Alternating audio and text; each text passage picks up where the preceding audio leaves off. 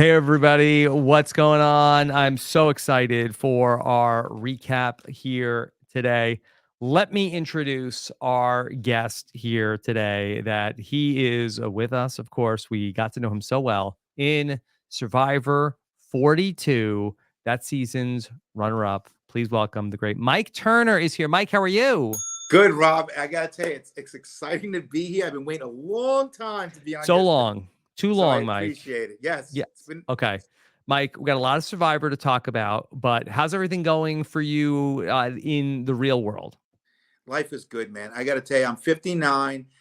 I thought I was on the back nine, and I am on the back nine. However, you know, I get thrown into the survival world, and life is good, man. I'm having a lot of fun. I'm humbled by, everything that's going on, and I have zero complaints. What were you doing for the premiere? I saw you were down in Florida. Yeah, well, Janet was running a premiere party down there for Hearts of Reality, which benefits the kids with cancer Hmm. down in Florida. And she had mentioned that she wanted me to come down. And I said, you know what? You can't, how can you say no to something like that when they run an event that's going to help kids out, help kids enjoy Disneyland? So I took a flight down there. I was literally down there for 22 hours. But I Yeah. had a great time. And it seemed like you had a good crew down there, right? You Yes. mentioned Janet. So Ethan was there, right? Ethan was amazing. Because Listen, he's in Orlando now, right? yes, I don't know if he's in Orlando. Yes, he is in He's in Orlando. Florida. Yeah. But you talk, it's crazy. I'm a fan too. And then I get to sit there and hang out with Ethan Zahn from Survivor. Like I was watching him, and now I get to hang out with him. It's pretty amazing. Hmm. So Okay. we had a good time. So we had Janet, Ethan, we had Gio from 43 was there. We had Ann from Naked and Afraid. We had a nice collection And of from people. Naked and Afraid. Ann from Naked and Afraid was there. She was very cool. And we had Carl from season 2. No, yes, Carl from Survivor Africa. Yes, Who that Mike? I ran into him myself in Orlando a couple of weeks ago. yes, I he's was a at a funny guy. podcast conference I was in a podcast conference in Orlando, and then we were going to go to Disney. And then he came up to me. He's like, "Hey, are you Rob?"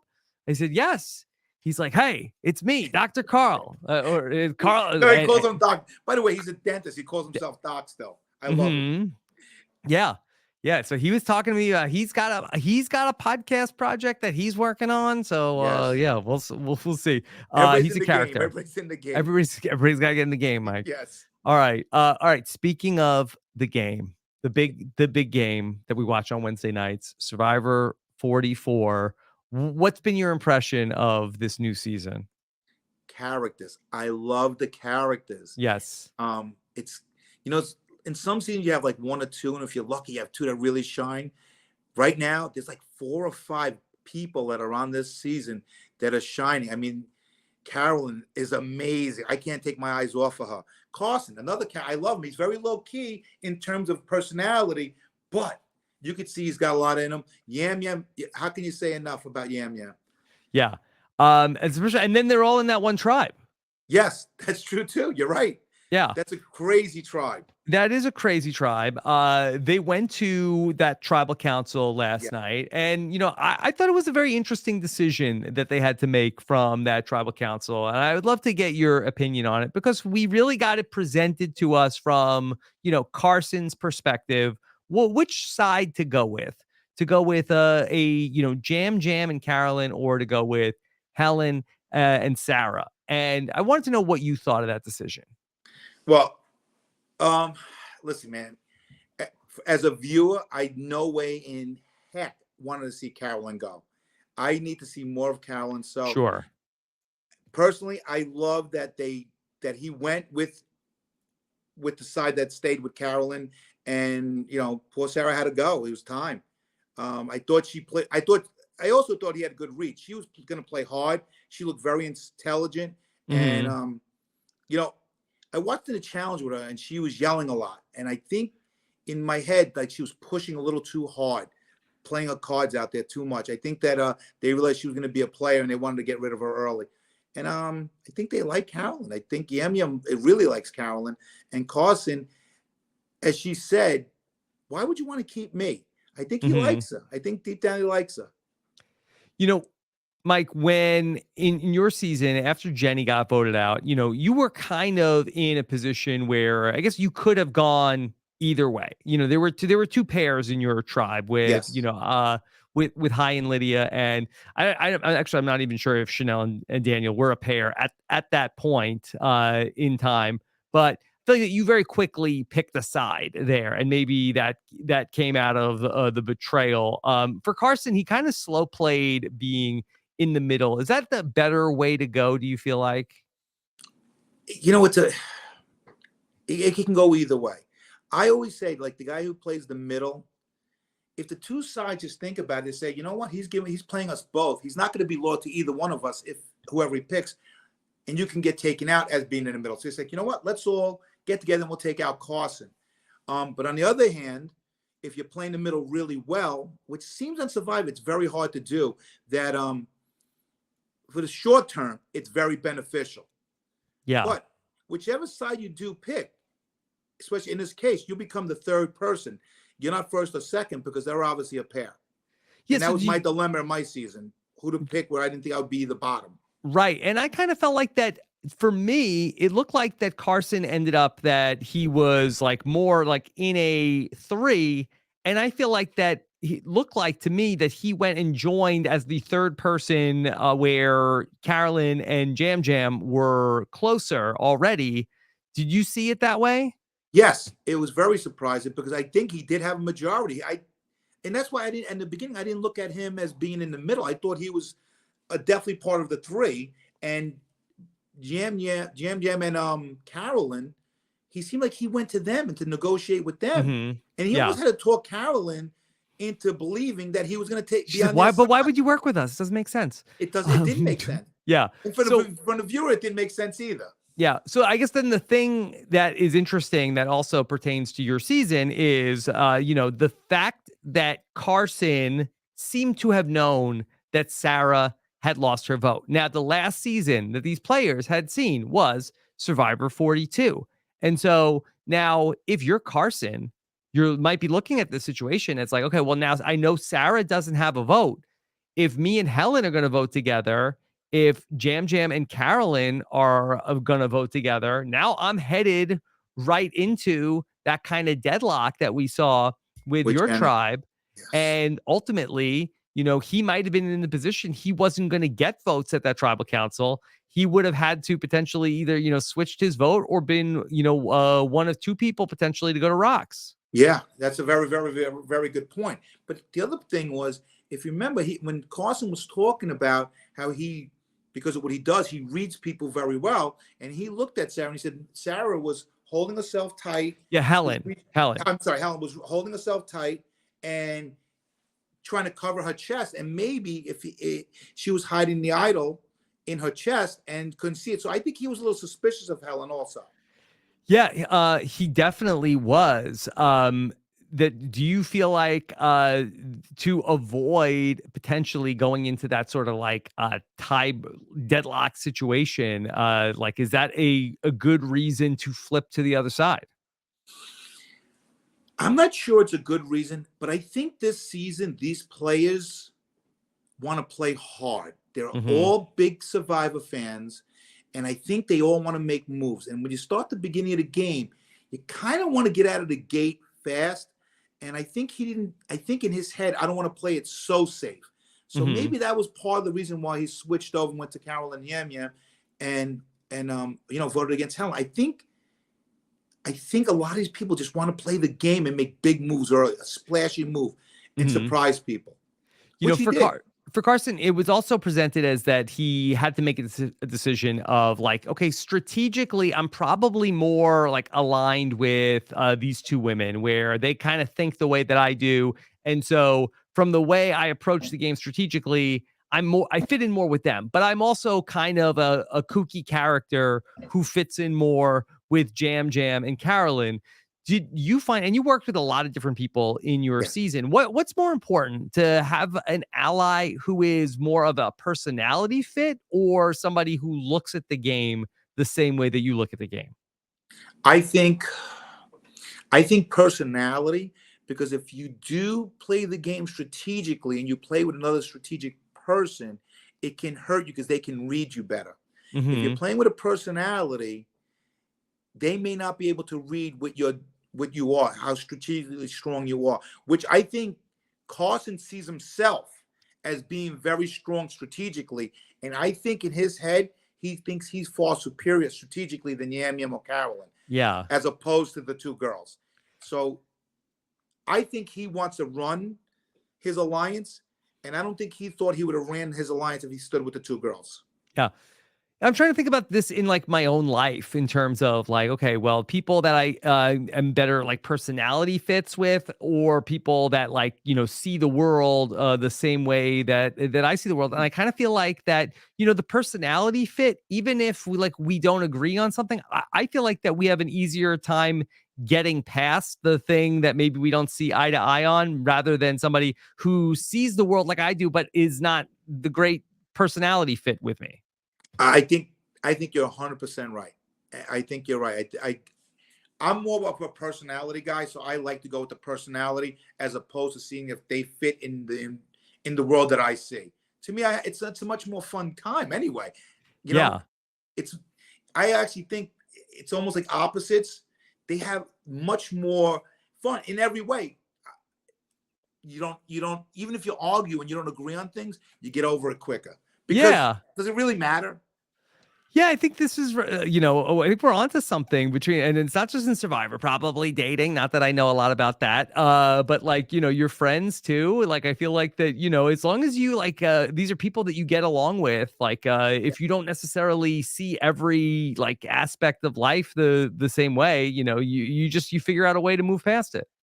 Yeah, I do. I agree 100%. And I think that is the better way to look at it. I'd much rather be with a personality. And most of my friends do have personalities. And I'm thinking about them saying, yeah, I'm with them. And they're all different. And we all definitely don't see eye to eye in terms of what we think the world should be or anything. But it almost never comes up now because it's not as important to us in our relationship. Hmm. I think the game is like that too, right? Hmm. Yeah. Um, I would love to talk a little bit about Sarah losing her vote. And this was something that you experienced as well in Yes. Survivor 42. A little bit of different circumstances. You picked up the beware advantage ultimately and lost your vote. And then ultimately that turned into an idol after all the phrases got said for anybody who doesn't remember from a year ago. But what do you think about losing your vote in the game? Because I think when I'm thinking about the people that have lost their vote, it's weird. It's like, oh my God, I've lost my vote. But players that have lost their vote, like, have not really been penalized too much in terms of like getting voted out because they lose their vote. So how big of a deal was it to lose your vote? Well, in theory, when you say we're going to trade you an immunity idol for your vote for one tribal council, that's not that big of a deal to give up. But when you have a tribe of 5, 6, 4, and that vote becomes so big, as with what happened with the Jenny vote. I mean, when Chanel lost her Hmm. vote and I had already lost mine, it ended Jenny's game. The bigger the tribe, the less the vote means. Obviously, it does. Yes. But when you have a small tribe, and now that we're starting with 3 tribes of 6, and you lose your vote, nobody's ever gonna not take a chance on something that they can gain that's gonna help them through the game and lose their vote. They don't mind. Hmm. But once it happens in reality, it becomes like, holy crap! Now I really got to think about. Like I think about the Holy game. crap! Yeah, holy crap! You ain't kidding. And you got to say, I mean, honestly, you gotta now, again, to your point before, you gotta work with personalities as opposed to strategic players, because the strategic player is gonna say, because you have a vote and they start figuring out things, what can happen and how they get rid of you. Personalities are gonna stay with you because they align with you in terms of your personality. So losing a vote is huge in a small tribe. If you have a bigger tribe, obviously the numbers help you, because if you're on the bigger side of the alliance, you have 6 or 7 votes. Losing one's not going to hurt you severely, especially if people don't know about it. Listen, the best way to get through it is you lose your vote for one tribal. Nobody knows about it. It's a 4-to-1 vote, 4-to-1 or Hmm. 5-to-1 vote against one person. The votes are never read out. Nobody ever finds out you lost your vote. Guess what, though? It never happens. Never happens. Yeah. If you had to do it all over again with the way that you, and we don't have the Beware advantage in this season, I'm interested to know, would you have done it the same way in terms of like picking up the Beware advantage and losing your vote? Because ultimately you didn't end up needing the idol in the game. Was it as advantageous for you to have gone through all of that after picking up that Beware advantage? Well, you know what the idol did for me? It didn't. I really didn't have to use it. However, what it did, it gave me the courage to take chances, where I wouldn't have maybe done something because I didn't have a security blanket. I didn't talk to certain people because if I didn't have it, I couldn't take a Yeah. chance. And I used it as leverage in a lot of part of the game. I used it as leverage against people. I would say, "Listen, you work with me, I got an idol for us." And quite frankly, I didn't mean it most of the time, but I knew that it would get me through the vote. So I Yeah. definitely having the idol helped me, even though I never had to use it. That's a really interesting point because that I feel like it does not get talked about a lot. Where, we've seen a lot of times the winner of the game has had the idol at some point and usually has had it for a while. But that's very interesting to make the comparison of does the person with an idol play a more confident game and does things in a more, say, aggressive fashion that leads to them doing better in the game because they have an idol. It did for me because that's the Yeah. way I played it. Every time I felt going into a tribal, and just before the tribe, just working with people, talking to people, getting people to take, to listen to me. I knew that even if they went back and it exploded, I would just play my idol and I would worry about it because the biggest thing with Survivor that I didn't realize before I went out there is things do change quickly. 12 to 24 hours, it's a different world. And when I say I just need to get through this one vote and I can survive, and that's really the way it is out there. It changes quickly. So Yeah. the idol gave me that advantage that I knew that if I was desperate and I blew up my own game by making a stupid strategic move, that I would play my idol and then I'd work to get on the right side of the vote. Okay, so with the idol being something that can give a player confidence, now we have now injected from Survivor 3 different fake idols as well into the game. Is it possible that we could see the fake idols potentially have a side effect that nobody is expecting where, okay, we've planted this person with a fake idol. This person has found a fake idol, and much like Dumbo's feather, they have a thing that actually is powerless, but actually makes them feel confident and powerful. The funny thing is, right? Perception is their reality. So the perception that they have an idol, if it creates the illusion that they can play more confidently, and they do, and they get through the game, Hmm. it's as good as a real idol. Yeah. Speaking of that, Carolyn thinks she does have the real idol, but she thinks the fake idol is the real idol. I think that's hysterical. Hmm. So she has she's both, right? Um but I don't think she knows what to do with the fake idol. No, I think didn't she hold up the fake idol and say, I have this gold coin, which is the real idol, and I No, have this.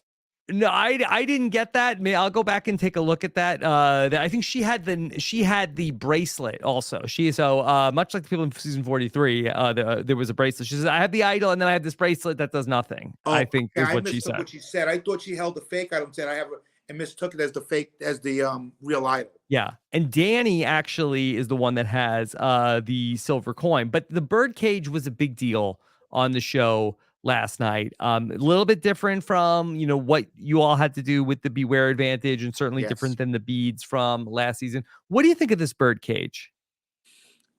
I didn't like it when I first saw it, but once I realized they put a fake idol in there also, I thought it was great. I Hmm. think that, I mean, if you can keep it a secret, which sometimes you can't Right. on Survivor, it's a great thing because you can put the fake one back in the bird cage, rehide the key. Somebody goes in there and they think they have a real idol. It's not a real idol, and you can blindside them. Again, they're playing the game confidently with an idol that's not real, but it's not real. It's back to your advantage. Do you think that Survivor production was giving a shout out to our friend Omer by putting all of these bird cages into season 44? I'm not sure if they were, but if they were, it's brilliant, and Oma does deserve that. Yeah, Oma he deserves the would. Yeah, birdcage. he would break the bird cage because it's cruelty to birds. That's true too. Birds should not be in a cage. He would That is destroy it true. on sight immediately. Yes. So, Mike, I would love to know about how you would play this bird cage because we saw in season 42. And I went back and I wanted to watch because it was the second episode of season 42 when you found the idol. And I wanted to see, I knew that people knew about it, but I wanted to see what you did.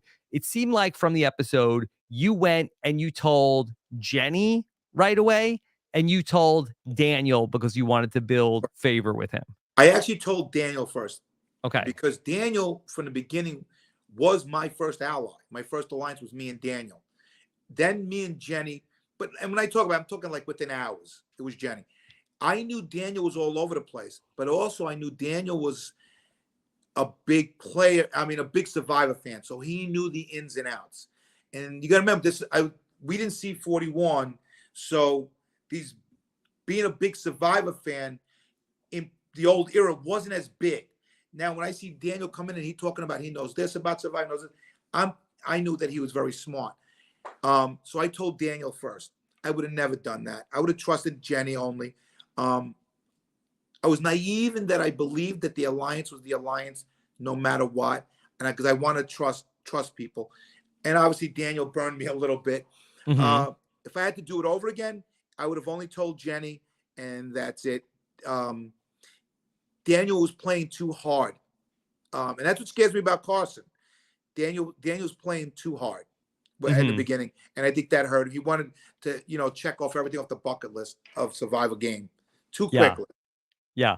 Okay. So we saw two players last night. After last week, we saw Brandon opened up the birdcage in front of everybody and then ultimately became a target because he had the idol. Last night, we saw two different players both open up the birdcage and get the idol and keep it a secret. And one of those players was Danny, who Amazing, is a Northeast firefighter right? on the I think he's right out of. I think he's out of Queens. He's in Queens. Yeah. So first off, Mike, I feel like that's got to be where it's like, hey, we need get us. How fast can we get another Mike Turner on the show? Yeah, I don't know about that. I think Dan's going to be much better than I was on a show. He's How younger. can he be Listen, much better? He's gonna win. you never know. Listen. Right now, I look at Daniel. He's my favorite right now. I got to be honest with you. I love the other characters, but I'm looking at Daniel. Daniel has a good mix. He's kind of cross between me and Jonathan. I hate to say it. He's got the physical attributes of Jonathan, not as good, and he has the street smarts and the social game where he can go far. I like him a lot. And you hear the little things when his other tribe mates are talking about. He's working hard. They think they need him. He's pushing forward, and yet he's playing a very smart game right now. When he found the key, he knew exactly what to do, when to go in, and he was cautious about it. And he's also funny. He's Yeah. humor goes a long way in the game, and I found that out.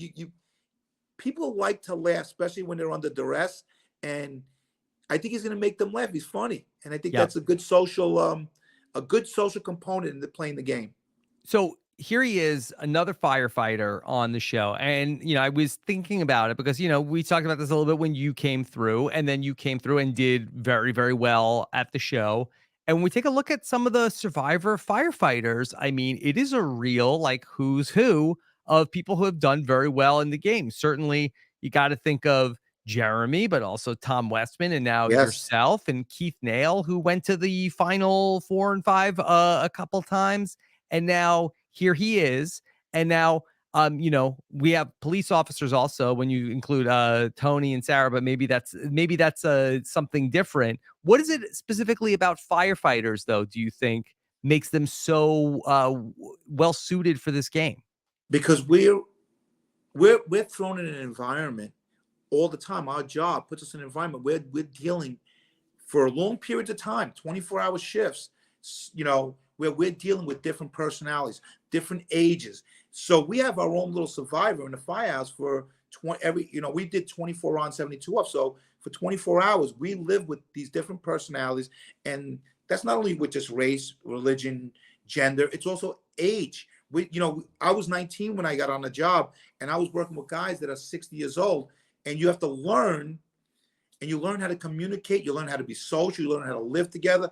And that's kind of what you do in a tribe situation. It's just a different tribe. So I think firemen, in a way, have an advantage because we do this all the time. Yeah. And so, and when you're on call for being a firefighter, you sleep at the firehouse, right? We like to say rest. Rest at the firehouse, right? Yeah. But I feel like that's a little bit different. And my father was a police officer at NYPD for 27 years. But maybe is that a distinction of that police officers, it's a similar situation with like you are with a bunch of different people, but you don't live together also at times. Right. Well, I think with the police, I think their advantage is that they pay attention to detail. And they read people. Remember, they're dealing with people every day, and they're talking. And probably 90% of the people that police officers talk, when they probably lie to them, and they're very good at picking that out. So I think it's two distinctly different games between cops and firemen. Cops are very strategic. They pay attention to detail, and they read people. Firemen, on the other side of it, can get along with anybody. They can hang out with the young kids. They can hang out with the old people because that's all they do. They deal with the different personalities. And when you're in the firehouse, you're living with people. You also deal with their different cultures. So, I'm Spanish. So they learn about my Spanish heritage. I worked with a lot of Italian guys.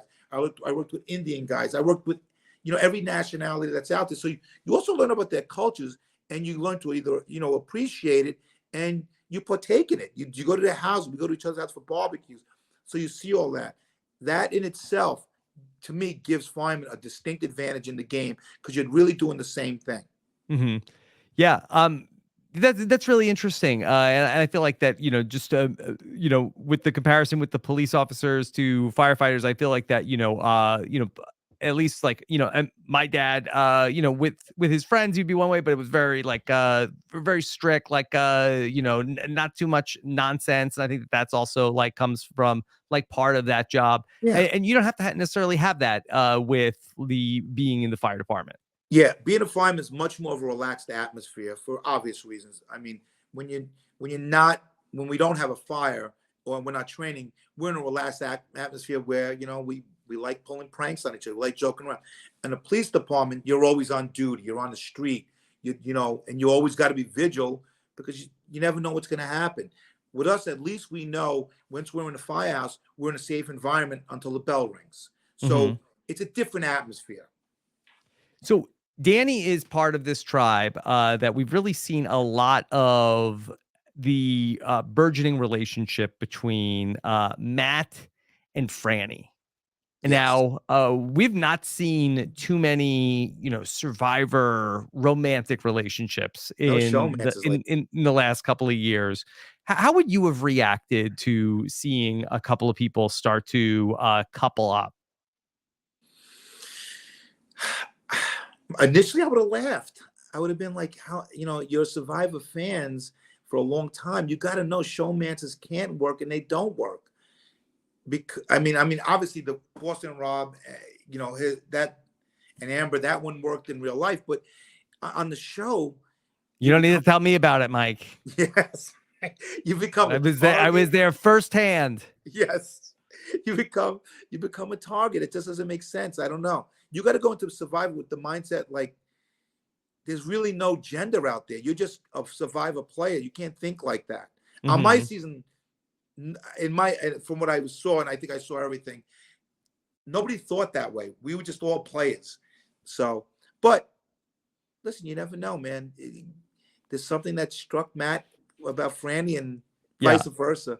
But it's so interesting because it's the kind of thing where it gets like so much attention, both on the screen and off the screen. I think that people like start early in the season. It's hard to like learn everybody's names, but I kind of feel like that we're 2 episodes in, and I bet like almost anybody that watches the show, they know about Matt and Franny. Like, oh, what's this? What this is happening? This is not a drill. So there is something, and I wonder if it's the kind of thing that could either draw other players in, or if in the new era where the last thing you want is to be noticed, that this is actually worse than it might have ever been.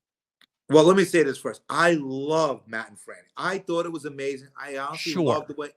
way he was gushing over her and her snortle, when she was laughing. I loved it all. However, you could see Claire was making faces and saying, this is not going to work. It's already out there. They're making it obvious.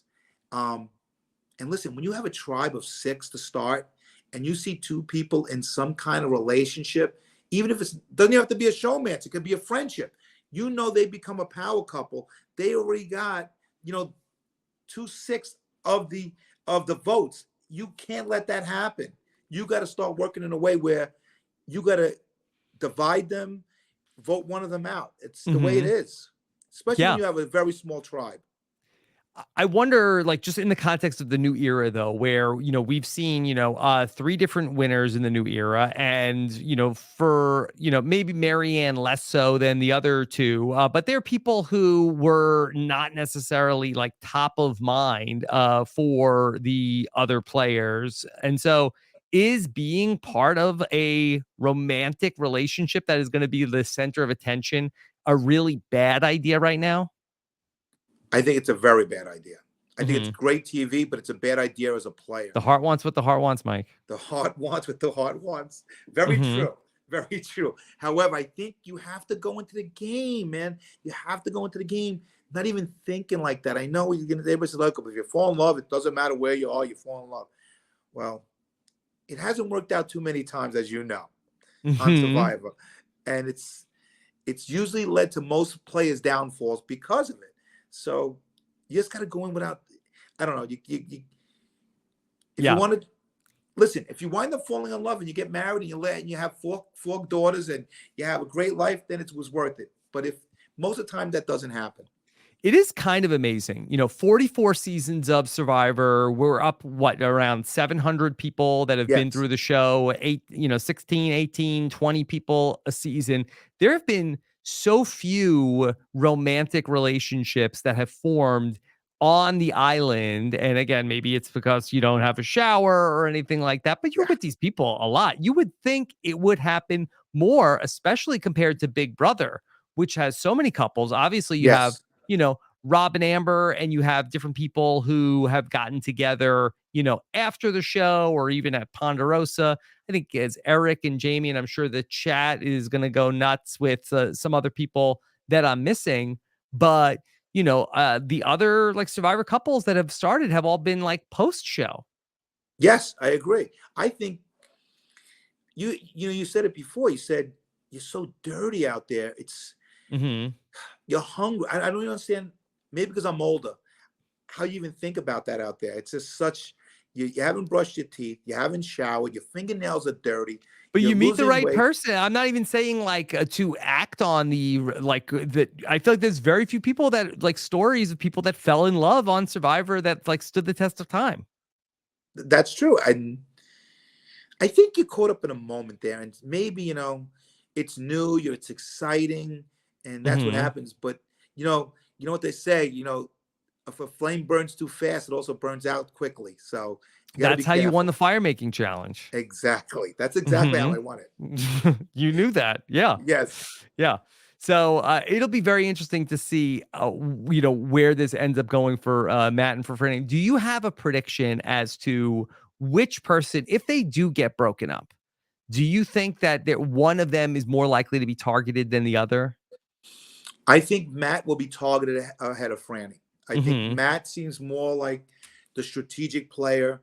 I think he seems like, Franny seems, and I really like Franny's character out there, but she seems a little more zanier, a little more goofier, and I mean that in a good way. Mhm. I think Matt's going to come off more as a strategic player, and they're going to, unless they want to take her out to hurt him, Yeah. he's going to go first. Well, based on what we've seen on the show, I think if I was like going up against this group, I think that Franny would be the person to target because she's the one who seems like she has the connections. Like she's the one Yeah, who we see her with Claire, we see that's her very with true. Heidi, and Matt.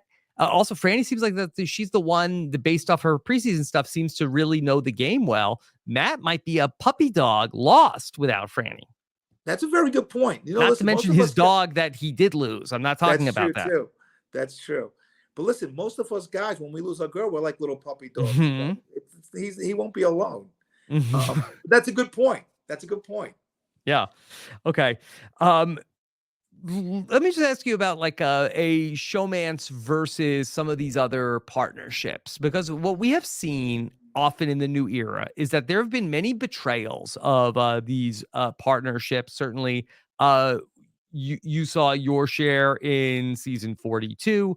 We only need to go back to season 43 where you had, Jesse and Cody, and people turned on their partners a lot in the new era. Do you think, is it possible that we could see a romantic partnership ever? Is this like the one alliance that, say, like, the knowledge is power, can't infiltrate? So you're asking me, can a showmance be infiltrated by anything on the show? Yeah, is that bulletproof, a showmance, where if Matt and Franny are like, is that the like where that's the one thing where Cody and Jesse seem like they're best friends, but when push comes to shove. Yeah. Listen, it's a tough one because I can only go by the way I would think. And if I had a showmance, if I personally had a showmance, Mhm. there's no way that I'd be able to turn on them. Yeah. And I give Jesse a lot of credit what he did to Cody. I'm not sure I could have done that, and I would have been wrong not to do that. Mhm. But I'm not sure I could Yeah. have. Mainly because in my head I would have thought long term. I would have said the show's over, and if I really want a relationship with this person, whether it be romantic or as a close Say friend. you and Jonathan. So you would have hesitated to make the move that Jesse made because you felt like, okay, well, this is going to be my friend for life. Well, I did, but I did hedge my bet. See, here's what Mhm. we hedged my bet. We made a deal, Jonathan, that says when we get to 5, the gloves are off. That's why Okay. Jonathan went after me at 5, because we had the gloves off. As a gloves are off, we go after each other. Best man wins. Mhm. Had we not made that deal, I wouldn't have turned on him. I would have, even if I thought he could have beat me, I would have rather have gone down that way than to have done what Jesse did. But I think Jesse was right in what he did. I just don't know if I could have did it. Yeah. Mike, let me ask you another question about Survivor 43. How come this Survivor 43 jury said, "Oh, Gabler made a fire. That's give this man $1 million." They were very. How come his jury was very impressed with the fire? Ooh, that's a loaded question. Didn't I you make think, a fire real quick? yeah, I thought I made a fire really quick, and I also thought I took out the biggest physical threat that Mhm. Survivor's seen in a long Yeah. time. I also thought I took out the other biggest physical threat at 5. Mhm. You're on the But wrong season, maybe. you know what? That's actually a great point, Rob. On different seasons, the greatest thing about Survivor is, and why it's lasted so long, is because of people, different Mhm. personalities. On a different season, I might have clean swept the jury. On this particular season, first of all, I didn't have the best final tribal moment of my Sure, life. sure. Yeah. Yeah, I didn't have the best one. But in saying that, I thought going in that I had enough ammunition where I Mhm. deserved to win. And if you don't think you deserve to win, then you shouldn't be there anyway. So whether I should have won, I thought I should have won. Mhm. Um, I thought I did, and you know what? Miriam played great. She had a great final tribal speech, and that won the jury over. I think the jury doesn't necessarily pick the best player anymore. And I'm not saying they're right or wrong. I'm just saying that's the fact. I think they Mhm. picked a player that they think deserves it and thinks survived. Mhm. Yeah, and I didn't mean to direct this in any way to try to take anything away from Marianne. I'm just saying that they were No, very Miriam, impressed. You made the fire too, and yes. people weren't like, "Hey, give it to Mike. He made a fire." Yeah, but I also don't think you should win the game because you made the fire either. I think Mhm. that if that's the only thing I did the whole Sure. season, then I would say, listen, I'm going to make it fire. It doesn't make me the best survivor player of the season. Yeah. So I want to go back to something that we saw in the episode last night. We touched on it a little bit about Carson, that he felt like, okay, you know what? Helen has bad body language. I studied her body language. She's covering her throat. She's has her arms folded. All these things to me are tells that she is being deceptive right now. Mike, did you ever in your Survivor playing experience, did you ever have any sort of times where you observed some sort of like non-verbal cues from people that made you feel one way or another? No, not really. There's so much going on out there. By the way, he was wrong because he Yes. thought he was wrong. So he's not as good as he thinks he is. I think that's a I think that could be a wrong road that you can travel, Yeah. because if you start doing that, then everything that everybody does becomes a sign, and that's how paranoia steps in. So I tried not to read too much into how everybody acted, how everybody talked, how everybody looked at each other, because then everything would mean something. I'd rather nothing mean anything than everything means something. Yeah, it is a dangerous game to play. And it's something that I feel like that I got burned with a little bit in going out to go play on Survivor because, I was somebody who I played Survivor in my first season. And then it was announced right at the end of my first season that I played that it was going to be Survivor All Stars. And so basically, I had about, 5, 6 months to prepare for going to go. I know I'm going to go play Survivor again. What can I do to try to improve myself? And how do I get better at the game of Survivor and correct? So I said, okay, I'm going to try to go to the gym and I'm going to try to exercise more and I'm going to work on my balance. And one of the things I tried to do was I'm going to read books about how to detect deception. And I'm gonna look into. And again, this was a very long time ago. Like there wasn't the YouTube and all of these Right. other like resources and audiobooks that were out there. But I had read some books going into it. And when I got out on the island and push came to shove, that I felt like when Boston Rob is shaking my hand and not really looking at me in the eye, and I felt like, oh, okay. And I did detect like some sort of like, okay, I feel like he's lying, but I didn't know what he was lying about. And honestly, I thought he's like, okay, well, he said that me and him and Amber were, and Big Tom were gonna be or maybe I think he said that I was in the top 3 with him and Amber. And I was like, I really don't think I'm probably in the top 4. I'm not in the top 3. So I thought he was, but ultimately, like I knew something was off, but I didn't know what. And it was also the kind of thing I think that made me more guarded about like not connecting with people in the same way because I was too busy like looking for body language cues instead of trying to, be present with people. And I think it was ultimately something that hurt me more than it helped. I agree. I think that you were playing with scared money because Yeah. you're too worried about I everything that's needed an going on. idol. Right. And you're not playing, right. And you're not playing the game to the fullest. So I chose that I wasn't going to read. Like, and it was, listen, as you know, when you're out there, you think it's the only place where you can go where, for me, you have to trust 17 people, but you can't trust 17 people. Everybody's only going to tell you the truth as good as it takes their game to the next level for the most part. And so I try not to read everything. Did they say it to me in this way? Did they change the tone the way they said? Because you start playing games, you're hungry, you're tired. And I really said, I'm not going to do that. I'm not. But I'll tell you what I did do, Rob. Mm-hmm. Before I went out there, I made myself giving less tells in a lot of ways. How so? Well, when I was younger, I mean, I was very an intimidating person. When people see me, they Yeah. get intimidated right away. So I made sure that I practiced before I went out there. When I talk to somebody, not to extend my hands too much, not to get too close to them, not to fold my hands in half, Yeah. not to put my hands on my hips, mainly because I didn't want to give the impression that I was trying to push my thoughts on them in an aggressive way. And I made sure that I talked softer, Mm-hmm. and because I'm a loud person. Right. I did The I tried to Hoboken Whisper. the Hoboken whisper. I Mm-hmm. definitely tried to tone down my body language so I'd be less intimidating.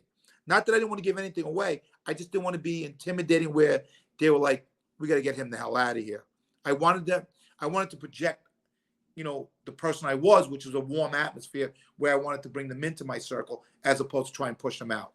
Yeah. And you spoke about that on the show as well. In when you first started talking with Jonathan around the merge, and you were talking about how, people like meet you and have like one perception of you that is actually like quite different from the person that you actually are.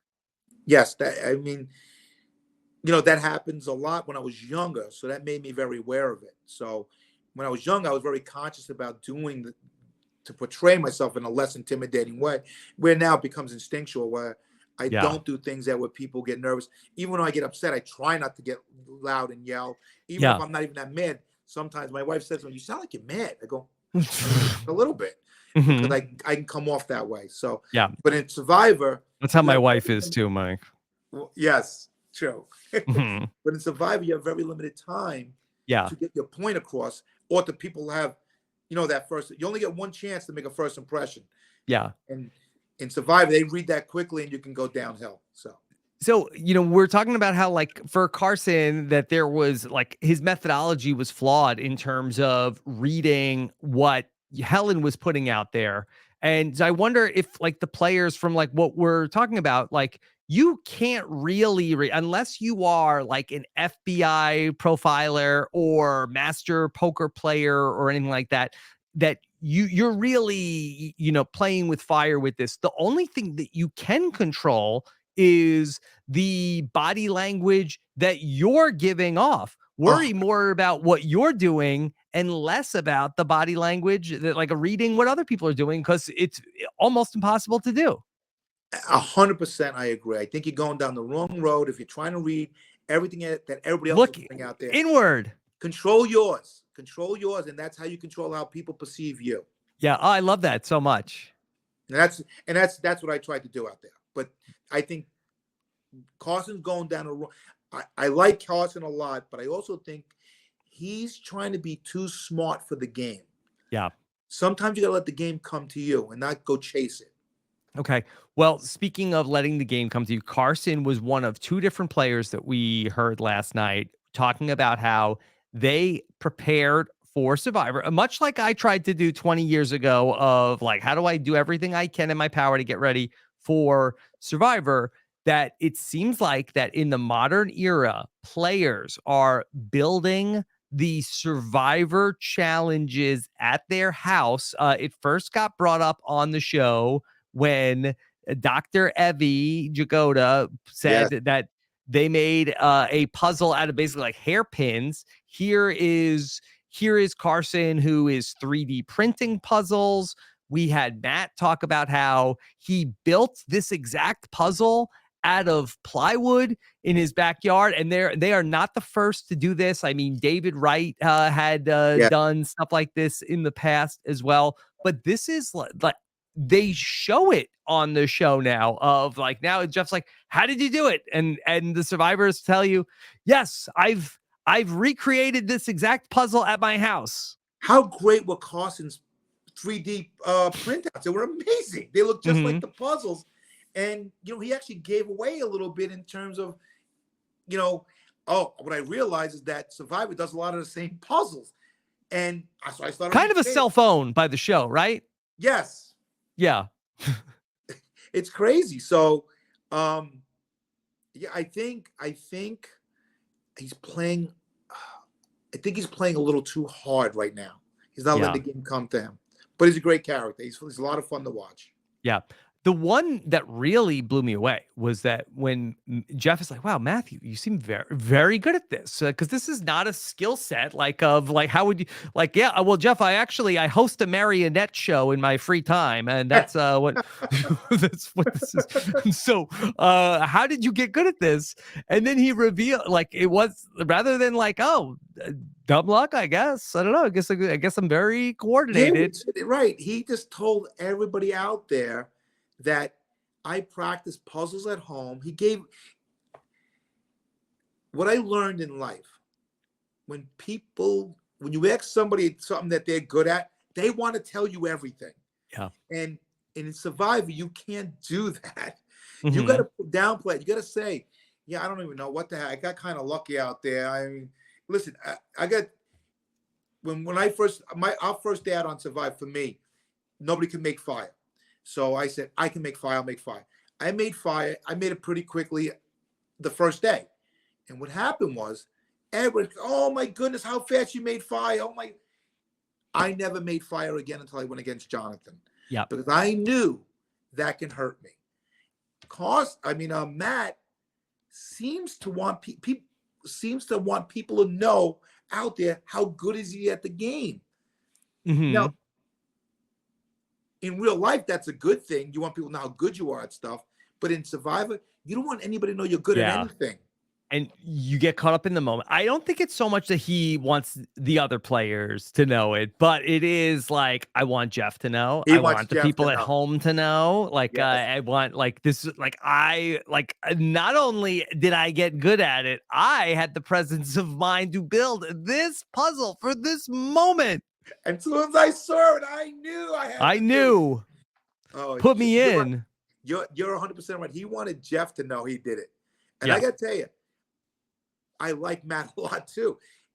I haven't had a season in a long time where I've liked so many people on the characters on the show as much as I do this early in the season. Usually it takes me 5 or 6 episodes before I really start attaching myself. But there are so many good characters on this season. Yeah, and it almost goes without saying at this point that and look, I personally, will like spend a lot of time talking about the things that I don't necessarily love about the new era. But the one thing that I feel like that they have, consistently aced over these last couple of years is that they find really great people who are very excited to be on Survivor. Yes. And that was not always the case, Right, which makes it a better show, because if they're quiet about how much they love Survivor, they're going to do really well. But even if they're very boisterous in terms of how much they love the show and what fans they are, it's better entertainment. So it makes for a better show, no matter what.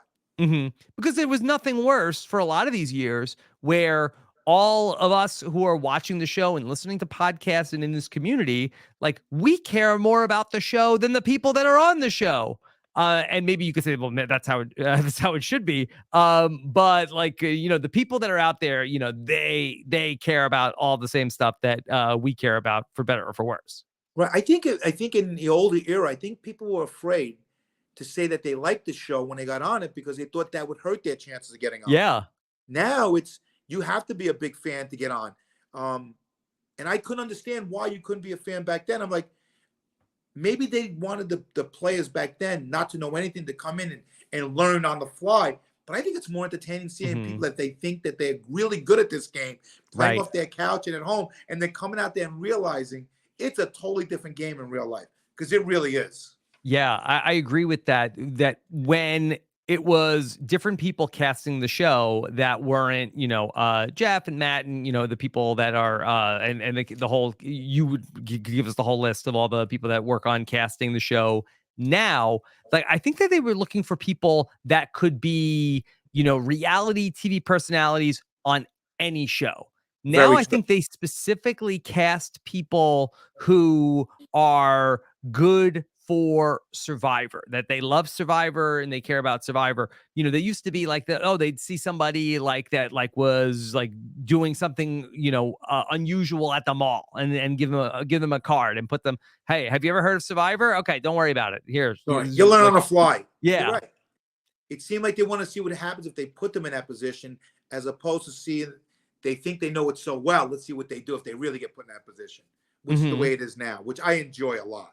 I enjoy a lot. Okay. We have also then this other tribe, Matthew's tribe, where they went to the tribal council last time out. Yes. And it was kind of a hot mess with what happened at the first tribal council. Kane was the person who ultimately got left out of this vote. And we saw that there were some hurt feelings towards Kane. Do you think, Mike, that he can rebuild his position in the game?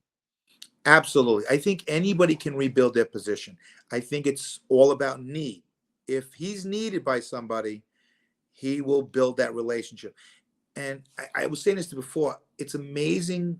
The hardest thing that I had to understand from just watching the show, how things change so fast.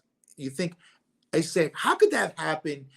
Just yesterday they hated each other. Now they're best friends working together. And I said, that can't be the way it happens out there.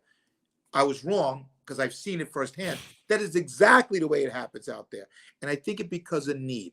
If you need somebody to get your game a little further, it's amazing how quickly you forget 12 hours ago when they voted against you, or they didn't vote for you, or they were talking crap behind your back to try and get you out of the game. I think everybody can rebuild and reestablish relationships no matter what happens. So there was that one scene that we had in the episode where Kane was out like, okay, well, maybe there's going to be some sort of an advantage or an idol hidden after or Brandon played the hidden immunity idol. And so he's going to go out there and look for it, knowing that he's at the bottom. And there was this great moment in the episode where he's like going like in a knot of a tree, not too dissimilar from where you found your idol, right? Yes, it was almost the same kind of place. Yeah. And so he's doing that, and he doesn't find an idol. He finds a crab. It was a big night for finding wildlife. And so he calls the group, and it's like, hey, everybody, I got this crab. And to me, that was sort of like the move of a person who is feeling very much at the bottom of like, hey, this is how I'm going to, make my way back into the tribe. I've done something good. I'm helping to provide. I'm getting out of the doghouse, but I think in a way, sort of like helped reinforce that he was in the doghouse. 100%, because he didn't. You're right. Initially, he's like, "Oh, I found a crab." They'll think I'm a provider. Hey, guys, especially out there, as I know, it's hard to find those crabs that are out there, those wood crabs, and to find one in that spot was really big. But he's saying like, "Oh my God, they're gonna have food," but he didn't realize he went out to look for wood. And Matt called it out. Matt says, well, now we know he wasn't looking for wood because there's no wood inside the hull of a tree. Yeah. So he inadvertently outed himself as looking for an idol by trying to think he was going to endear himself more to the tribe, get back in their better graces. Mike, can you talk a little bit about like what the survivors eat on a given day? I know that they don't give any food staples to the survivor players, but like, can you just, I don't think anybody in the new era has really like taken me through like, well, what does the average survivor day consist of in terms of eating, assuming you don't have like a fishing gear or fishing kit? Right. And even if you have the fishing gear, if you don't know how to fish, it's not helping anyway. It really isn't. Yeah. But I think what a lot of people don't know, we're on different islands. Each island has their strength. The island that we were on, there was really no food and very little coconuts. So on any given day, especially through the first 12 days before the merge, we would maybe per day have a quarter of a coconut. And if we caught a crab, which I think we caught 2 of them, we would have a leg off a crab. Yeah. And the crab was maybe once every 3 days. We'd find one every 3 days. Coconut was every day. So during a regular day, you would drink a lot of water. You would have maybe a quarter of a coconut. You'd have a leg of a crab, and that's it. Yeah. That was it. And that really is it. I mean, that's the biggest question I get. Do you really not eat? We really didn't eat. And people say, how'd you do it? And I think your mindset, I always believe mind over matter. And if you put in your mind that you're not going to eat, you can get through it. And you kind of, in a weird way, forget about it because you're not going to get it, so you don't think about it. You find a bug here or there, you think, should I do it? Should I do it? And then you try and taste it, and you go, maybe not. But did you eat a bug? I ate one bug just to try it out. Just more to say that I ate a bug on Survivor than to protein, because I think it was. Should they have eaten that stick bug that they named Ernest? I tell you, I didn't see any stick bugs out there. That was a cool looking bug. But there's a lot of bugs out there. Trust me. A lot of red ants. A lot of spiders. A lot of small scorpions. Did you see a snake like Carolyn saw? No, we didn't see a snake. I didn't see any snakes out there. But would they let you eat the snake if somebody caught the snake? Would they let you eat it? If it's not poisonous, I think we were allowed to forage for anything that we can eat. If we weren't going to eat it, and as long as it wasn't endangered, we could eat it. Yeah. I'm not sure if it's like there's a rule with like the land dwelling animals. Yeah. What's the difference between we finally caught an octopus and we ate that? What's the difference? I don't know. I think it depends what PETA says about it. True. That's what the distinction is. So some people eat more than others on different islands. Yeah, for sure. Mike, I have some questions for you from the listeners of the Okay. podcast. And so let me bring in a couple of questions that I have for you that actually came out of, you mentioned Jeff Probst's podcast. Have you happened to listen to this latest episode of the On Fire official Survivor podcast? I didn't, not yet. Okay. All right. So a couple things that came out of that. Okay. Sophie Brzezinski, she writes in to say, all right, I don't know if Mike has listened to On Fire with Jeff, hasn't listened to the latest episode. Jeff expressed his love for the knowledge is power advantage. Where do you stand on that? Jeff was adamant about that, so much so that, Mike, he said at the very end of the show, he loves the knowledge is power so much that he would get KIP tattooed on his butt. That's pretty good. That's commitment. This commitment. That's Yeah. commitment. Honestly, I love it. I love it if I had it. I Yeah. hate it if somebody else has it. I do realize if you do have it, you absolutely can't tell anybody. That's one of the things. That's one of the advantages. You can't, because obviously what's what happened with Dre around our season. It's if it was used against me, I would think it was the worst advantage of all time. It makes no sense. But if I had it, I would love it. But the thing for you that I think about sometimes, it's, you know, it's so unusual, the situation that you were in. Okay. You have an idol, and Yes. Omer comes to you and tells you about an advantage that you have never seen before on the show. He tells you, and you probably you won't be the last person in the new era that something like this will happen to. Somebody comes up to you and tells you, hey, there's a thing. You've never heard about it before. It's a secret power. It's in the game. You're in danger.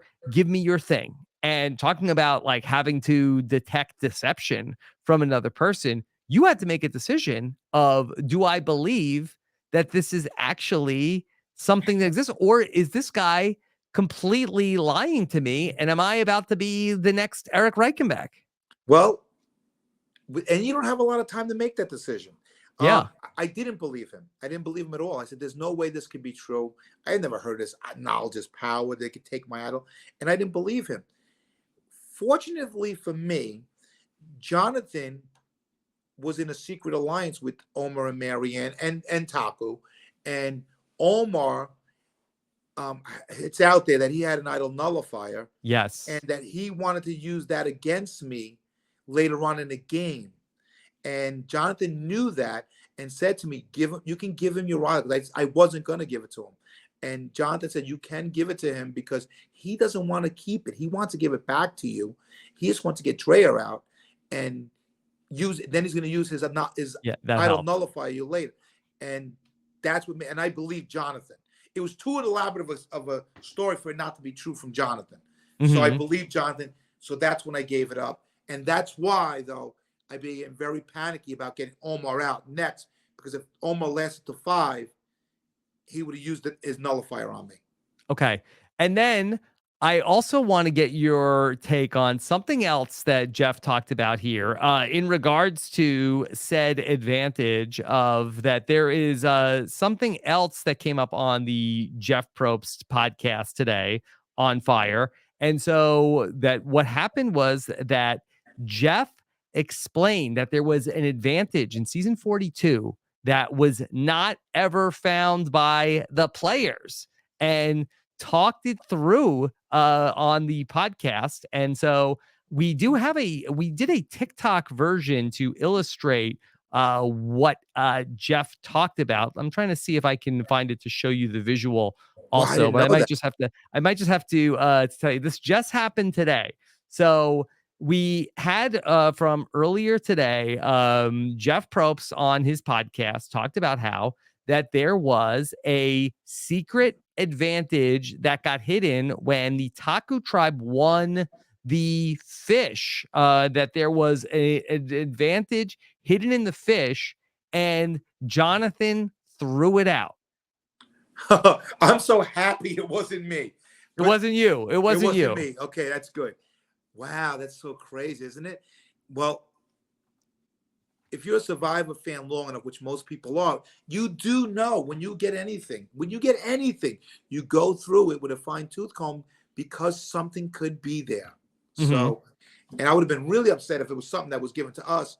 But sometimes when you get those rewards, you're so overwhelmed by them and you're so hungry, you kind of lose yourself in eating. So I can understand why they didn't find it, but you gotta look. Here, did he divulge what it was? Yeah, so here, let me show it to you, and then we've added the visual on our TikTok page. Okay, so let me see if I can share this with you and see what you think about this. Okay, all right. So let me bring this up here on the video so you can see it. And so here is from the latest edition of the On Fire official Survivor podcast, available wherever podcasts are heard. Here is Jeff talking about this. Is in season No one 42. ever saw the idol. We wanted to put the idol nullifier advantage into the game. And Matt Van Wagenen, executive producer, partner on the show, great guy, good dad, very good leader. He had this idea for years. We should put an advantage inside a fish. And then when they open the fish, I was like, oh man, really? It just seems messy. And how are we going to cover it? He goes, no, it'll be great. The advantage is in the fish. And so the tribe wins the reward and it's fish, exactly as Matt has it laid out. They go back to their camp and now they're going to clean the fish and get them ready to eat. The problem is the guy who decided to clean the fish was Jonathan, big Jonathan, who could do anything. He's nonplussed by cleaning fish. He does this every day. He's the guy that's always out there catching the fish. So he's absent-mindedly cleaning the fish and does not see in the fish is this little bamboo advantage that could change the game. And he literally cleaned the fish and threw the guts and the advantage in the Pacific Ocean, where it is still floating somewhere today. No. Oh my goodness. Back and watch that episode. It's episode 4, Paramount Plus. You can see all this. It's about 11 minutes in. You can see it happen. You can see him with the knife and it's right there. The audience didn't see it. Jonathan is hearing this right now. First time he's heard it as well. And Matt was crying a small tear as the advantage was headed out to the ocean. Jonathan ruined my idea. That is great. Yeah, so ultimately the fish idol never came to be, but the question is, a lot of us know that the idol, that there was the idol nullifier that was not seen in the show, but that Omer and Jonathan did find it. Did they take the idol nullifier that was in the fish and then basically put it somewhere where they could find it later? No, that's not where they found it. Because I asked Jonathan where they found the nullifier, and they found it. Omer and Jonathan were going to the well. Yeah, I'm just wondering. It's like, hey, idiots! It was in the fish. You didn't find it. We put these advantages for you to find them. Oh, I'm gonna make sure I talk to Jonathan about this. Don't worry. Yeah, I want to get to the bottom of it because it's interesting because then they did ultimately find an advantage. We should call him up right now and ask him. Yeah, see what he says. All right, hold on. Okay, you gonna put him on speaker? Of course I am. Oh, this is a first. We got to find out what happened with this. Yeah. Wow, this is breaking news. Curse. Jonathan doesn't curse. So we're on a podcast, Jonathan. Hi, Jonathan.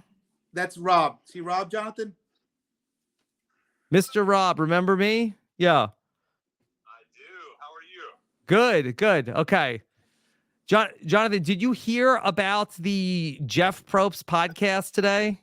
Did you hear about the fish? I just posted about it.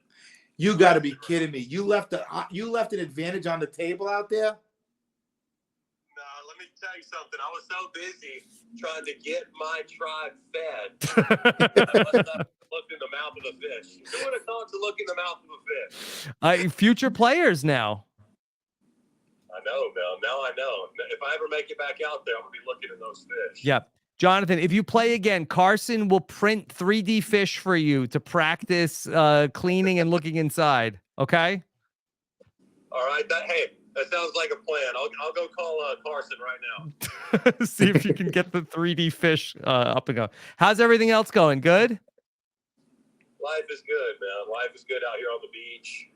The sharks, I've been spearfishing lately, and the sharks have been a problem, but I haven't gotten bit yet. So That's a What is this to practice for a future Survivor stint, or you do this in your normally?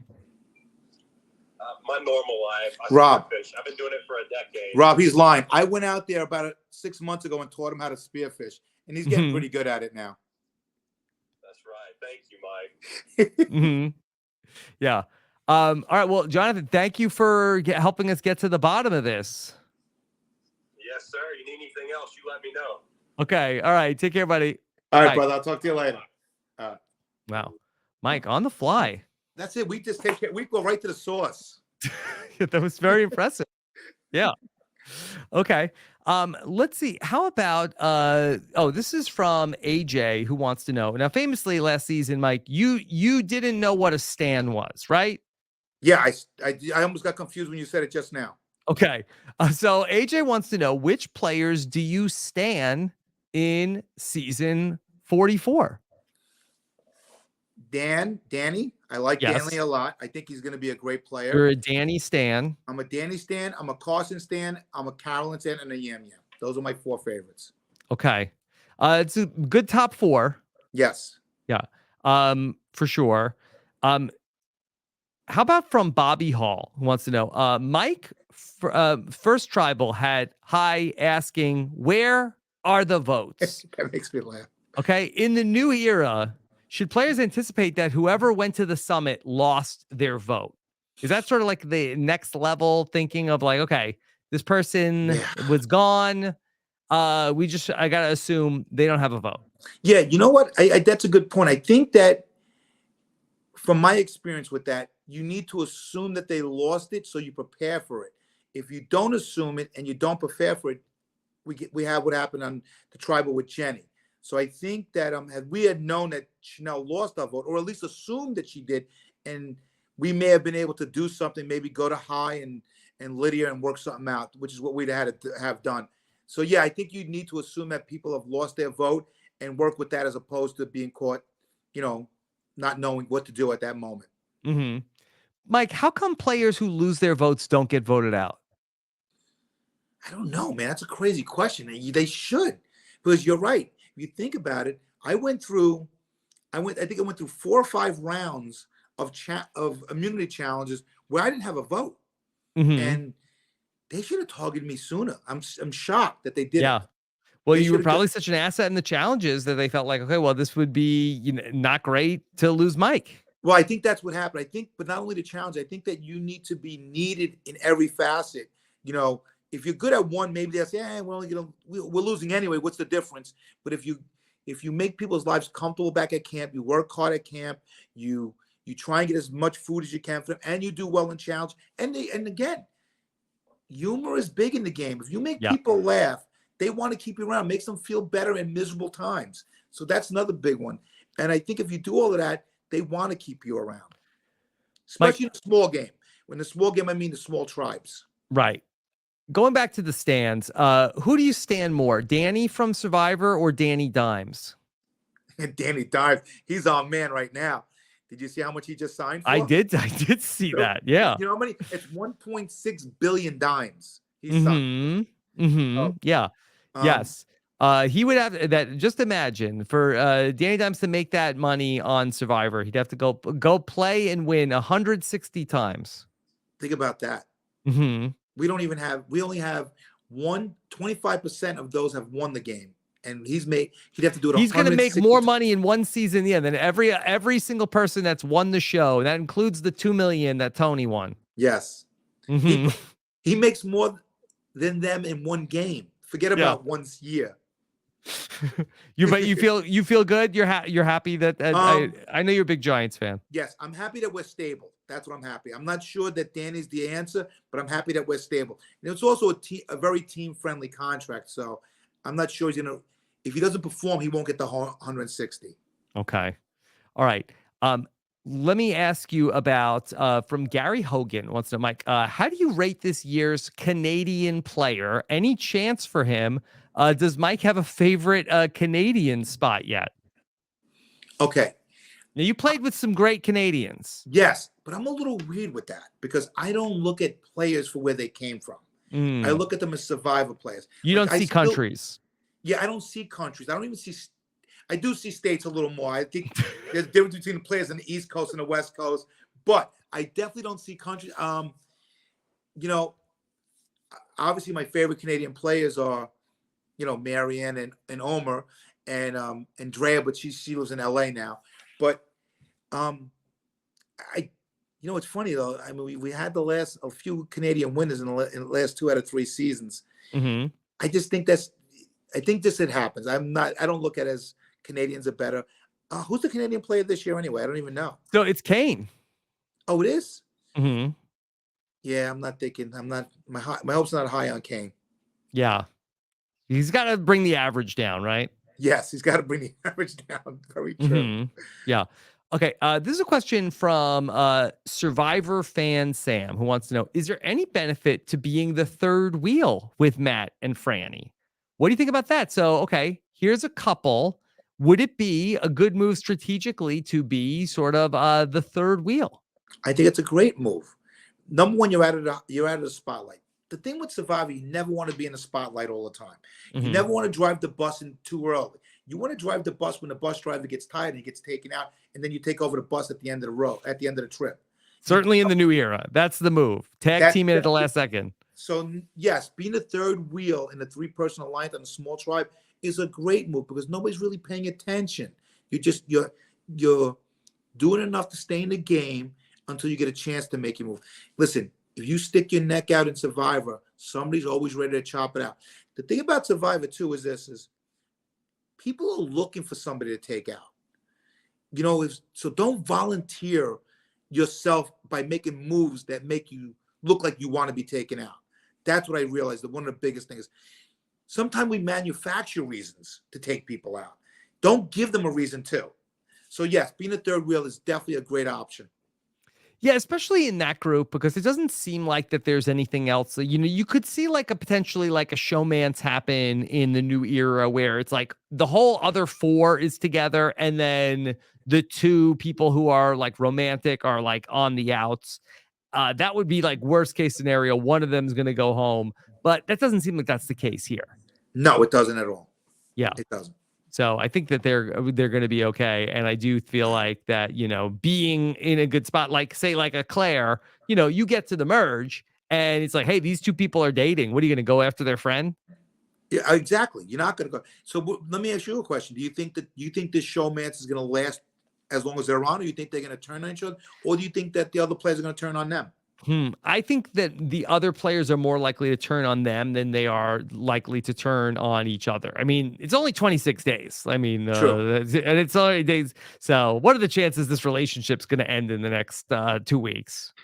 Still a honeymoon. I've seen a lot of things happen in 2020. Yeah, I guess so. But I feel like it's more likely they will be targets than they will go after each other and have sort of like an ugly separation in the game. I agree. Yeah. But Franny is being warned not to talk to him, not talk to Matt. Stay away. You're putting a target. Let's see if she listens.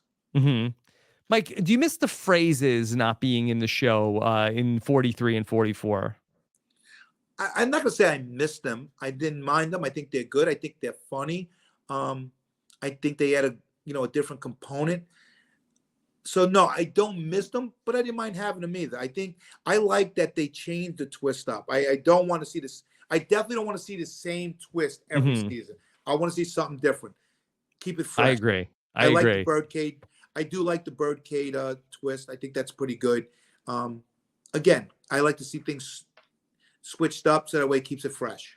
Okay. Nathan wants to know, is there anything that Mike has seen so far in season 44 that is so beautiful it makes you want to cry? Yes, it's not soccer. Yes. Yeah. Did you get a lot of flack from people about the soccer stuff? Because people love soccer. Yes, I got most of my slack from soccer mom. They were really mad at me. And I said it was a joke. I'm a clown. I was fooling around, trying to be light. But, obviously soccer is a sport. It's a really good sport.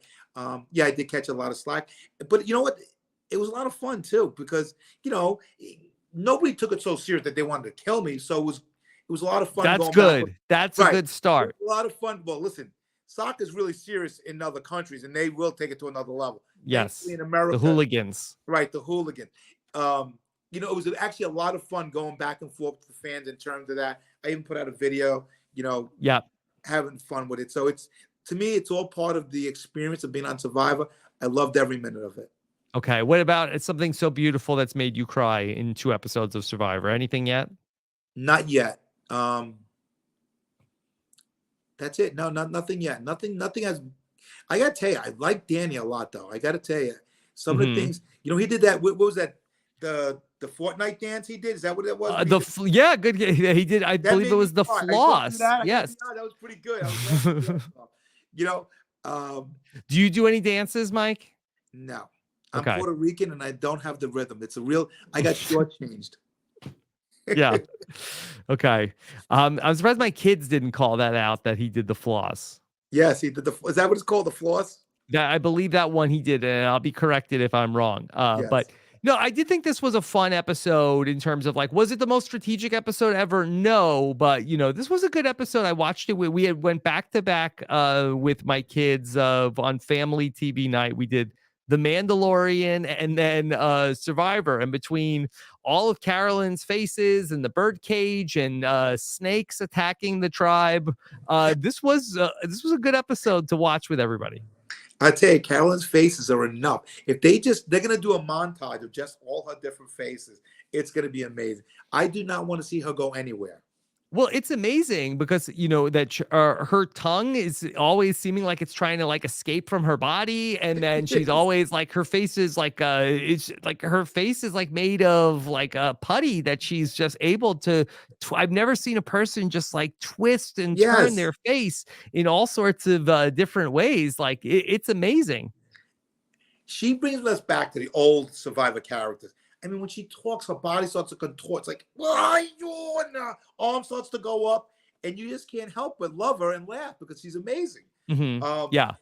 I do think, though, think sooner or later, she may get too emotional, and it's going to hurt. It's going to get a little ugly at some point. That may be, but I think in the short term right now, and this was the part of the game I was really worried about her in terms of like fitting in with her tribe, that, she has something about her, Mike, that, we have these Survivor contestants, and this goes back to I 3D printed the puzzles, and I built this, and I've watched every single season, and I know every single thing that ever I have a spreadsheet.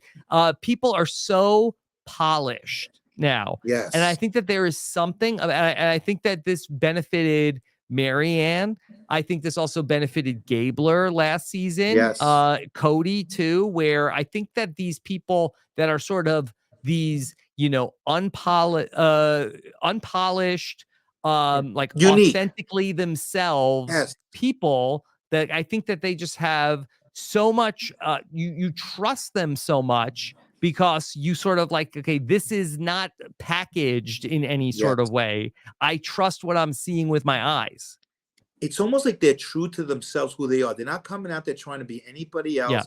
Yeah. And Jam has this too. Yeah. Yes, Jam, just from the opening scene, how could you not love Jam? How could you not? He's a great character, and he's authentic. They're not phony at all. Not at all. They're not in trying a game, to put it on. They're just who they are. And you don't know what you can trust out there. But then when you meet these people and that they're just giving you so much realness that it's like, okay, well, like, okay, I know I can go with this. What else out here is real? I have no idea, but I know this is a real person. Well, I would trust any one of them in a heartbeat if I was out there. I would. Carolyn, I don't think she can lie. I don't think she can. She can't. That's why we love them, right? That's why we love all those types of characters.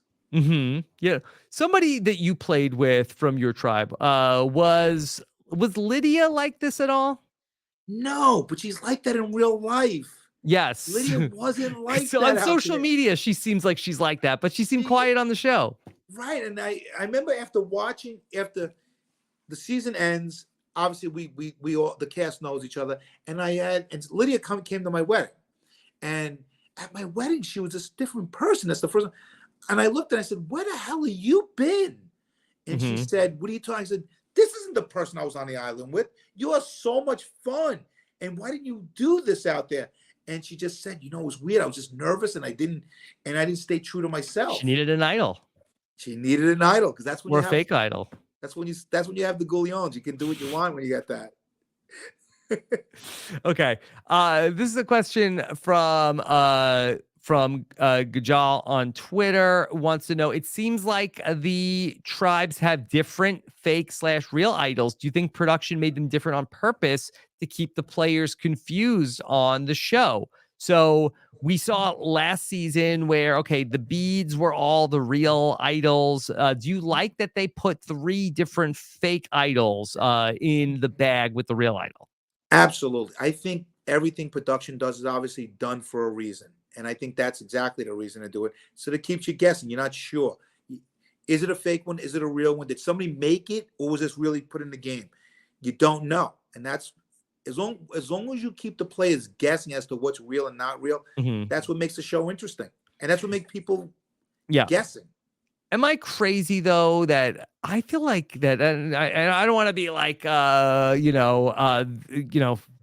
the complaining guy, but that I kind of miss it when players would make their own fake idols, where, I mean, like if you're getting like fake idols from production, like, to me it seems a little bit like counterintuitive to the point of the fake idols, of that you get it from production. Like, the idea was that I'm gonna make up a fake idol so that I can play this out of my own ingenuity. Well, I got a fake idol from production. Like, what's the difference? There really is no difference. But I think I don't want to say lazy is the word. I don't think players. I think the fake idol got played out a little bit, where players are not making them anymore. So production may be putting them in there. But I also think it can help you. Now you can make a fake idol, almost insinuate it was with the real one, and almost bluff your way into people thinking you have one now. Yeah. So it can work either way. Did you ever think about making a fake idol? Yeah, I did. I thought about it a lot of times. Romeo had one. Yeah. Romeo, I'm not even sure that was a fake idol. I don't know what it was. By the way, quick story. So he got really mad at me. So when we get back and he tells us he had it, by the way, guys, I just want you to know, so you know, I have an idol and I haven't played it, but I'm going to play that Final 5. And I was like, man, you got balls of steel, bro, if that's what you have, because you should have been playing that way. So he gets mad at me for that. And then I say to him, I take out my idol and I show it to him. I go, well, this is what an idol looks like. Let me see your idol. And he goes, oh, you're going to insult me and try to look at my idol? I want to share with you. And so that kind of exposed it. It was a great story for him, but none of us believed that it was real. Nobody thought it was real. By the way, I love Romeo. Romeo's a lot of fun. He is a lot of fun. Yeah. How about a question about Kane? So it seems like Kane is being punished for voting, while Matthew, Jamie, and Laura got off scot-free despite bailing on their allies. Should Brandon be more concerned about why Matthew and Lauren didn't want to vote? That's from Jadon. Now, Lauren ultimately didn't vote to get she banked a vote. She has an extra vote now after not doing that. Even though in the last episode, she said, I'm not telling anybody. And then after the tribal council, she was telling everybody. But Matthew made his vote disappear, basically, with the shot in the dark. Well, first of all, let me hear what you have to say about Brandon's decision to do that in the first place. Brandon's decision to to play. I'm sorry, Matthew. I apologize. I've never. Obviously, the shot in the dark's only been around for the fourth season. Third. I never thought about it that way. In a way, when he first did it, I'm like, what's this guy doing? He's trying to overplay the game.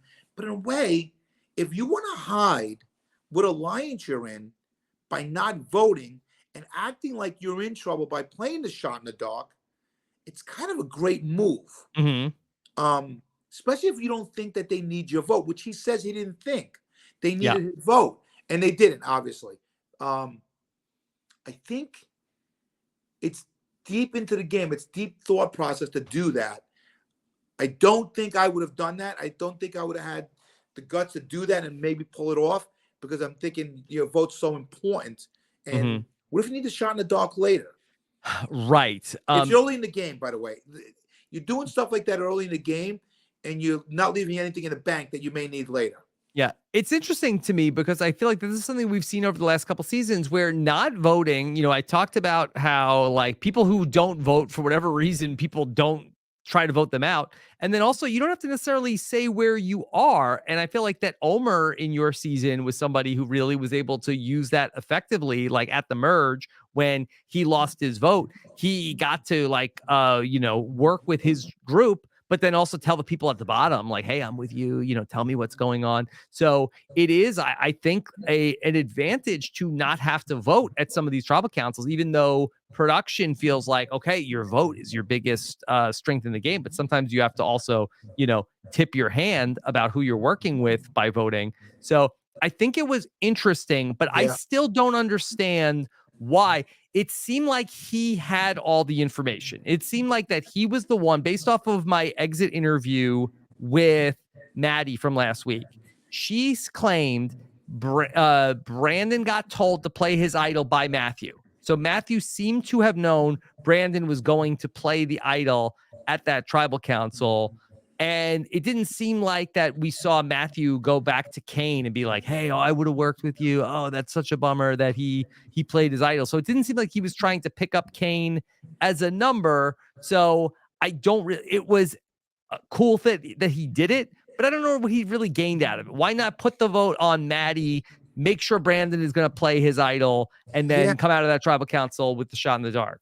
I agree. I don't think he needed to worry about where people thought his alliance would be at that point, because he had the numbers.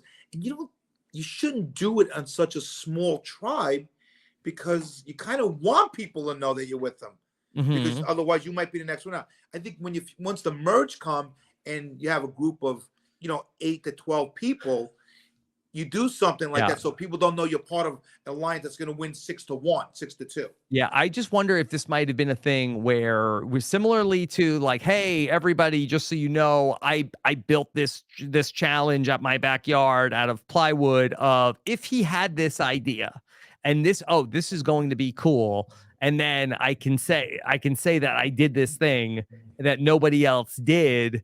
Maybe that was sort of like, okay, well, the excitement was too much to resist. I agree. I think he's playing too much like a fan and not like a player right now. I think that he needs to realize he's a player now and not a fan.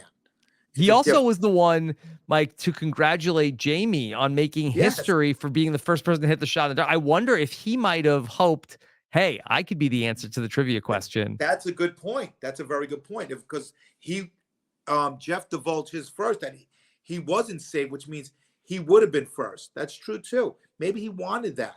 Maybe. I don't know.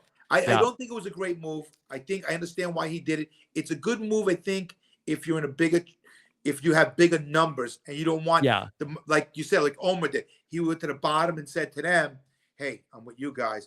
Now, if he votes, he doesn't have a vote, it doesn't matter, because he could lie to everybody. And I think that's where Matt should have played it, not now. Yeah, I agree. It was, I think, an interesting move, but I don't know if it was the right move for that first vote ultimately. Mike, is there anything else that you're seeing in Survivor 44 that you want to talk about today? No, I gotta. I like it a lot. I think the cast. I think the new era, as much as some people don't like the new era, I think that there's been a lot of experimentation in terms of 41, 42, 43, and now it's starting to all come together. I think it's going to get better. I think people are going to like it better. I think the characters get better. I think they're starting to realize that the characters make people enjoy the show, and I think we're going to start getting more of that. And I'm sorry, go ahead. No, you finish what you're saying. No, see, I don't like all the advantages to say, because I don't want advantages determining the game. I want the players to determine the game, because that's what's really built on. Yeah. Well, the latest episode of the On Fire podcast is Jeff talking about his thinking about idols and advantages in terms of the game. And I feel like that in the discussion that they were having, like I felt like it was a little bit like talking about the idea of like, well, some people say we should do a season with no idols and advantages, and I don't think that that's necessarily the right idea. I just feel like that you only have 42 minutes a week and 26 days, that I think that there is just, if I need like a pad to follow what's happening on the show, I think there's too much happening in any given week of Survivor. So I do think that they could maybe ratchet it down a little bit. I agree. I think that the show has been so successful because the fans get invested in the players. And if you put too many advantages in it, you take away from that. I think the relationships and how people react to things is much better. An idol is fine. Yeah. Yes, but yeah, and especially in addition to the advantages, like keeping track of who has a vote, who lost a vote. Like I think that's like, I feel like, one person a season should lose a vote or have an extra vote, and not get too carried away with every single tribal council of needing to keep track of who has what. Exactly. Even in the game, it's hard to keep track of who has what. And let me ask you, what do you think of the inheritance advantage? I don't know. I think we need to see it in practice. Like I have been somebody who I've said I didn't like the knowledge is power, but it had led to great television. And I do think that a lot of these things do lead to maybe like better TV moments than ultimately they are good for necessarily like talking about the game and like playing the game. So I guess we'll have to see. I do think that there are some cool things that you could do with it. I heard on one of our other podcasts on the B&B about the idea of you could potentially play your idol one night, and then also if you had the inheritance advantage, like, okay, and then I'm going to get my idol back after the fact because basically I'm going to inherit my thing back. So I do think that there are some cool ways that it can be used. So well, you have to play the inheritance for understand. You have to play the inheritance advantage when you go to vote. When you vote, right? So you could obviously play it and not get anything because if nobody plays the advantage.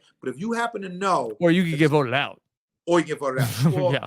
But if you happen to know somebody's absolutely playing their idol tonight because they're in trouble, then you can play it and steal the idol and take them out, and they're blindsided. Yeah, and then also the person who played the idol doesn't know that you have the idol now, and so that I do think that there are a lot of ways that this one could be interesting potentially. Right, it has a lot of variables. Yeah. Which is good. All right, Mike. What about the variables for our Mets this season? Do you want to go on the record with a prediction? Listen, I can't predict because my brother would kill me if I listen. Here's what I will say. It will be a very successful season. We're going to have a lot of fun watching our Mets, and we will go to a game in October. How's that? Okay. Me and you, or the Mets? Me and you and the Mets. Okay. All right. Maybe, live know-it-alls, and then we'll do head on over to Citi Field after that. We love our Mets. Okay. Mike, what else do you have going on these days? Well, I have a business. I've had a business since 1996. Every fireman has a side gig. So I had a carpet upholstery, window, gutter cleaning. I did a lot of services. I've been doing that since I retired because I was a retired fireman. I'm back with the fire department in a part-time role. I'm, doing some consulting with them, and, honestly, all because of the show, it's brought notoriety, me being the fireman. So that's brought me back into the department, which I love. And I'm just traveling around, having a good time. I'm with my beautiful wife, Stacy. We have a lot of fun. We have all our kids. Life is good. Yeah, it sounds like it, Mike. And I really appreciate you coming on with us to talk about all this. How about the social media? Are you still posting about the show? Yes, I'm still posting about the show. Me and Jonathan do a lot of dumb things together, and like what? What do you do? Give me an example. Like he tries to teach me how to skateboard, and I try and follow him. And I do you teach him anything? I teach him how to make fire. I taught him how to make fire quickly. That's what I taught him. Yeah. No, this crazy thing is Jonathan. A lot of people have seen Jonathan on the show, and they have this one image of him on the show of he's this big beast, a specimen. And that's what I saw on the show too. Obviously on the show, I got to know him a little more deeper in a friendship level, but now we've gained a much deeper friendship off the show. And he is so much more than what you even see on the show. And I mean it. He could sing. It He pisses can me off. sing. He sings show tunes. He sings Disney tunes unbelievably. You gotta Did get him we on know there. this? Yes. Okay. Boy, But look this up. right, so he makes me do a lot of stupid things because he says I can't do them. So obviously I try, and most of the time they don't turn out as well. But he's also half my age too. I always remind him of that. So no, I have a lot of fun. But I have a lot of fun with our whole cast. Our whole cast was really cool. We're all pretty good friends. For the most part, there's no grudge, no animosity. So we see each other a lot. Again, I'm humbled by the It experience. is a really good group. And, when we went through at the end of last year that we did a podcast of like the year in Survivor 2022 in Survivor, and we were talking it through, and like after the fact, talking about season 42, like there was a lot of talk about like this was like one of the great seasons of Survivor, Mike. That's awesome. I'm just of the new era. Yeah. Listen, I'm very humbled by that. I'm not sure. Like, as a fan, I look back at the old era. I love it. I don't know how good we were, to be honest with you, because I was in it, and I would never sit here and say we were great. I think we were good. I'm very happy that people think it was a good show. I'm glad that we fulfilled what Survivor means, and just have everybody watch and enjoy it and be surprised and laugh and cry. And, that's what Survivor always to me. Yeah. Okay. All right. The great Mike Turner. Mike, thank you so much for making time to talk with me. This was a really fun one for me, and I am really very grateful that you wanted to come on and talk about all this. Are you kidding me? You're a great Rob Cesternino. I am humbled. I love this. I am extremely happy that you had me on, and I really, honestly, I really appreciate it, Rob. It was a great time. All right, Mike. Thank you so much, and we'll see you soon. Okay. Yes, sir. Thank you. All right. Take care. Bye. Bye.